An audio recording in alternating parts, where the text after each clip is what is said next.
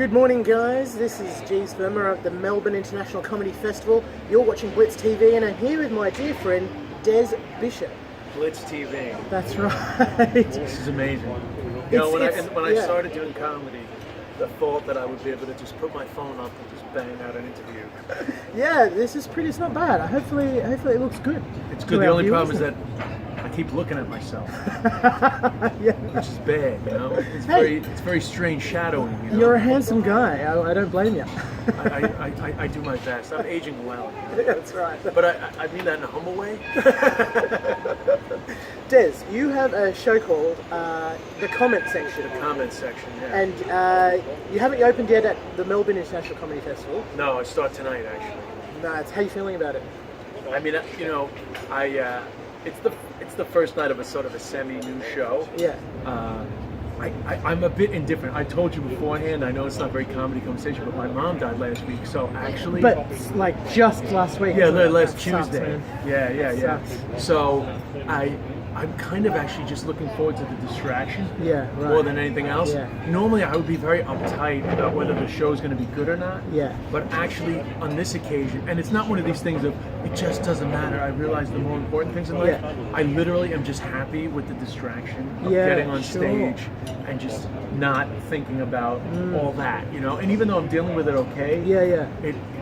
the thing I'm looking forward to most is the distraction. Yeah. If I'm incorrect, correct me if I'm incorrect, but she had a long-standing illness. Well, she had like so many illnesses. Oh, really? We joked about. She was literally still dead in the bed, and my brothers were joking about how it's a sad day for us, but it's a very happy day for Medicare because my mother was draining the system. I mean, I'll tell you one thing: the American healthcare system is terrible, but my mother absolutely aced it. I mean, she took every possible penny you can take out of the American healthcare system. Medicare does not owe her a penny. I mean, she really killed it. Her hospital bills would turn Bernie Sanders into a Republican. I mean, seriously, she was a high cost to the American healthcare system. So she had been sick for quite a while, but actually we weren't expecting her to die. It did happen sort of a bit quick, but that was, I guess, a blessing. Yeah. And so I had to delay coming to Australia for a couple of days. Yeah.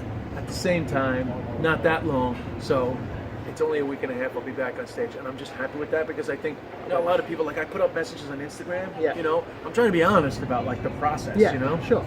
And then some people are like, that's called grief, mind yourself. And it's like, I fucking know it's grief. Yeah. Like, I love how these people, like, try to tell you how you're feeling. It's like, you know, I lost my dad before, too. Like, I'm a fucking grief expert at this stage. Yeah, right. You know, and I know for a fact that, like, you know, when you post your message on Instagram, that's like 1 second, you know, it's like one little snippet of your day. You know, the rest of the day, it's like sometimes you're down, sometimes you're up. You know, life just happens. Yeah. So sometimes people say, oh, take your time. But it's like, yeah, but it's nice to be distracted too. That's right, yeah. You know? I think comedy plays a very important role when dealing with topics like death and stuff like that. I mean, not in the way that, let's distract you from all of that. I think comedy really delves into the process of grief and sort of helps deconstruct all of that, sort of all those emotions and feelings. Yeah, well, I tell you what I was thinking. I posted very little, but a little bit from my mother's wake and a little bit sort of like leading up to the funeral, because you post every day about your life, and this is what's going on in my life. And I could feel that some people were like, it's a bit weird that you're posting at your mother's funeral. And I thought, well, everything about posting everything is weird. The fact that we post our lives every day, all of us, no matter what we're doing, is weird. But that is now the norm, right? We've evolved into this society that expresses themselves through posting about their life. So why would you not post about the funeral? Why is the funeral why is death the one part of this social media life that you're not supposed to post? And I think what's going to happen is as millennials, like I'm a Gen X, but like as millennials get older and their parents start dying, they're going to be talking about that. And actually, there's a lot of pros and cons about social media, but I think that will be a positive because it's not a sacred thing. It's as much a part of life as birth. And you can't stop the children on Facebook and Instagram. You can't stop the posts. My ex-girlfriend just posted a picture of her breastfeeding. It's like the beginning of a new life, you know. And like death is just as much a part of that. But we're so afraid of it. We totally embrace birth, but we completely sort of like reject death until it's fucking staring you in the face. And I think we'll actually have a much better relationship with death if we just begin to accept it and just bring it into our lives more, which is ironic. That actually it trickles down into everyday life. I actually think it makes you a more well-rounded person to accept that this is not a permanent situation that we're in. Absolutely. That's great. Does any of that come in? Do you bring any of that up in your show? Well, I mean, I think only because I have a few things on my mind about it. I'm probably gonna open the show talking a little bit about the fact that my mom died, because it's very much who I am at this moment. Yeah. And I've never not done that. I'm certainly not doing it. I'm not doing it specifically because I think, this is good stuff to talk about. But it's very present in me at the moment. Absolutely. Yeah. So I have my few funny quips, and I have a particularly what I think is going to be a funny, poignant joke that essentially comes from my mother's eulogy. It's weird when you've written your mother's eulogy and then you go, "That's pretty good, actually." I might use that. I think I'm going to use that. But my nephew was particularly good, and my nephew's not even 10 years old, but he actually did the eulogy with me. It was pretty amazing, his own decision. Wow. So it's kind of a good, funny, cute story about that. So I thought, fuck it, I'll try it. I mean, I'm going to try it tonight. Yeah. If people are into it, they're into it. I mean, I think it's funny regardless. I think it's funny in 2 years' time if I tell the story about when my mom died. Yeah. I think it's funny now that it seems a bit more poignant because it's recent. I just think it's funny, and I think funny's funny. I don't think it matters what you're talking about. I agree. Yeah, absolutely. Yeah. That's wonderful. Okay, so comment section. This new show. This is the one you're going to be performing in Sydney as well. Yes. For the Sydney Comedy Festival. Yeah, you're Sydney, right? I'm from Sydney. Everyone in Sydney, we need to go see. What is it? comedy University show. of Western Sydney? No, please. Sorry, I just. Which one are you? University of New South Wales. Oh, that's it. No, because I knew that there was a extra letters, but it was New South Wales. Where's the campus of that? In Kensington. Yeah. Ah. Yeah. Actually, what's wrong with the University of Western Sydney? Is that bad? No, it's just. Bit out west. You guys are fine too if you happen to be watching. They probably are watching our content anyway. I didn't realize I was don't know stepping into the third level turf wars. The Bloods and the Crips. If you had said Sydney, I would have probably ended your life here. No, I'm really? kidding. No, I'm kidding. I've played squash They're in there fine. once. Welcome, Sydney. I played squash in there once. Oh yeah. Hey, they've got a good campus. They've got a pretty campus. Yeah. But anyway, the comment section is just a title. Yeah. You have to pick these titles way in advance. You've heard that a million times. My show titles have nothing to do with my show. Yeah. Yeah. So I just picked the comment section because I knew I would like to talk about a couple of things that I guess are very controversial online. Like last year I talked about consent. I mean, consent is not in the show this year. Yeah. But that was the first when I did Melbourne last year. That was the beginning of that routine about consent. I've been doing it since, and you can just see how people get triggered and they leave all their angry comments. So I just thought it was a good title. Yeah. It's the way a lot of people express themselves. They get angry quick and they bang out their comments and they're all in their little echo chambers. Yeah. So I figured it would be a good generic title. Yeah. I talk about one or two things that I think would generate a lot of comments online. Yeah. And so that's why it's called the comment section. Excellent. So you're no stranger to Melbourne and Sydney. You come every year, don't you, for the festival? Pretty much. I mean, I've had a few bouts where I haven't been, but I mean, I do Melbourne every year. Weirdly enough, I've always had more successful runs in Sydney. Not that it doesn't go well in Melbourne, but Sydney has always been fertile ground for me. Yeah. Possibly because I have don't get me wrong, I like Melbourne, but I love Sydney. Yeah, right. Yeah. Sydney just suits me. I'll be honest, I do better with 3 shows in Sydney than 14 shows in Melbourne. But then again, no one knows me in Melbourne, right? There's no reason anyone should know me in Melbourne. Yeah, and you don't have the local support network, right? You don't have your exactly, buddies banging out, go see my buddy friend. Absolutely. But and there's a lot of Irish. I mean, there's Irish here, but there's a lot of Irish in Sydney, so that always bumps up my numbers a little bit. Yeah. And I do the Comedy Store in Sydney, which is one of the best comedy venues in the world, actually. Yeah, really? In terms of acoustics and the vibe and the audience. Even though it's in a weird spot, which everybody likes to point out, that it's in the Fox Studios or whatever.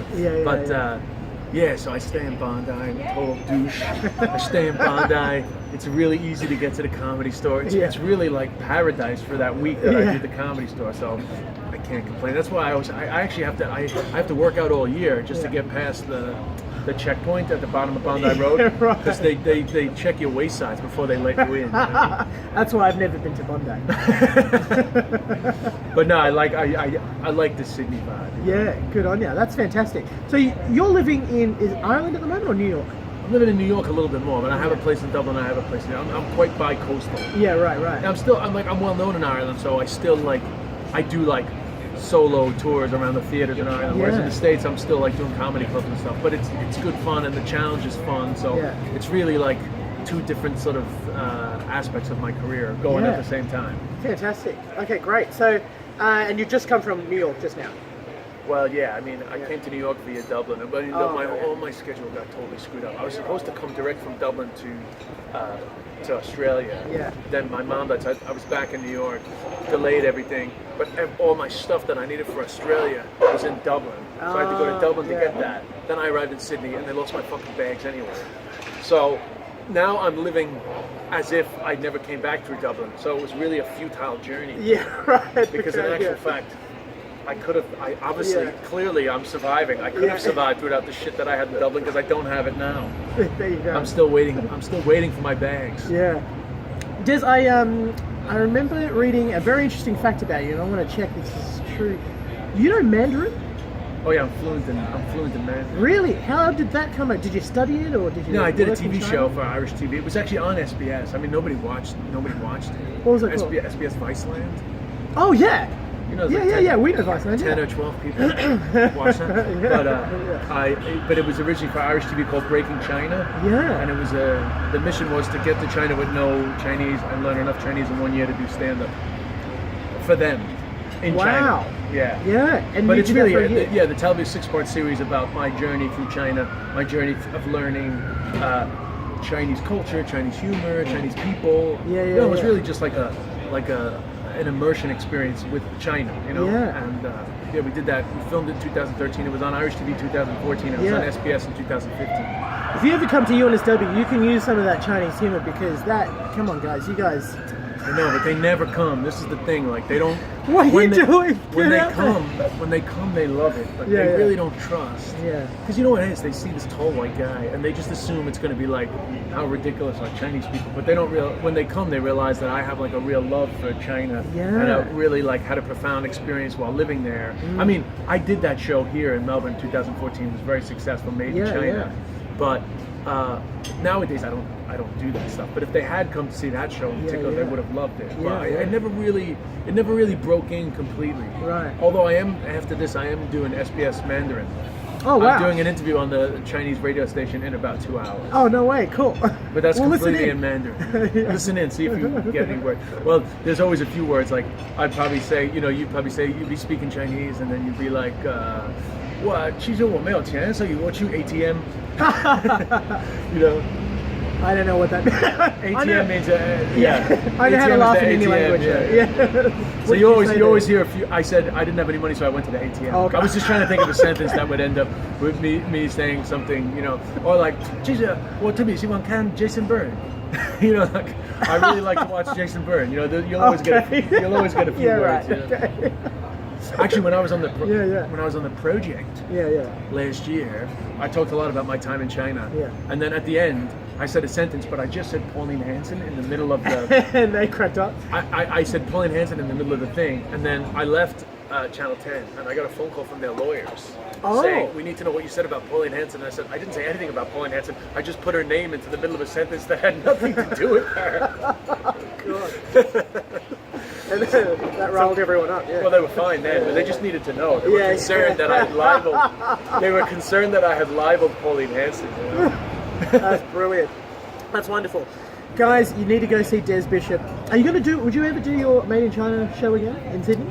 I never did in Sydney. Actually, I should really just book a one-off. Try it. But you know what the thing is, though, it's such an effort to get the Chinese in. Yeah. And then if they don't come, it's just like. It's kind of a big effort for nothing. What are you even doing, guys? Maybe next year. Maybe I'll come back in the autumn. Maybe I'll come back in your spring, and like just do a one-off Made in China run it because I never did that show in Sydney. Yeah. Book it at the UNSW Roundhouse. Hit me up and I'll put the word out. Oh, I'll gladly do a college gig. Actually, that's what I should do. I should talk to Live Nation about maybe I could do like a university tour. Hell yeah. Yeah. I mean, God, I'm in Melbourne here, like. Students love comedy. Yeah, but there's so many Chinese here. And they're clearly like Chinese students from China. They have all the mannerisms of like that 19, 20-year-old Chinese, just all their mannerisms. Yeah. Clearly they... I think they'd love it. I think you guys would love that. Come on. We gotta try. Let's show a bit of... Let's hit Des up on your Instagram. What's your Instagram? Des handle? Bishop. Des Bishop and... At Des Bishop, DES. And then 我的微信是 Des Bishop, DESBISHOP. 我的中文名字是毕汉生。No, B2B. I'm just Pauline telling him- Hanson. I'm just telling my name. I was just telling him my name and telling him to add my WeChat. Yeah. Oh, you got WeChat? Yeah. Of course I have WeChat, bro. I matched with this girl on Tinder 2 nights ago. Because I'm in Melbourne, I don't care, whatever. And she's like, "Do you have WeChat?" And I'm like, "No." 你有微信吗？有 WeChat, yeah. You have to have WeChat to talk to Chinese people. That's apparently has some sort of translate function. You should get WeChat anyway. It's a great app. It's way better than WhatsApp. So many apps. Too many apps, man. So many apps on my If phone. you want a Chinese friend, you have to have WeChat. Yeah. Well, there you go, Des. Comment section is going to appear at the Sydney Comedy Festival. You need to look it up on the Comedy Festival website, sydneycomedyfestival.com.au. Ladies and gentlemen, this is Des Bishop. Thanks so much for chatting, buddy. Thank you. Ta. Okay, turn camera off.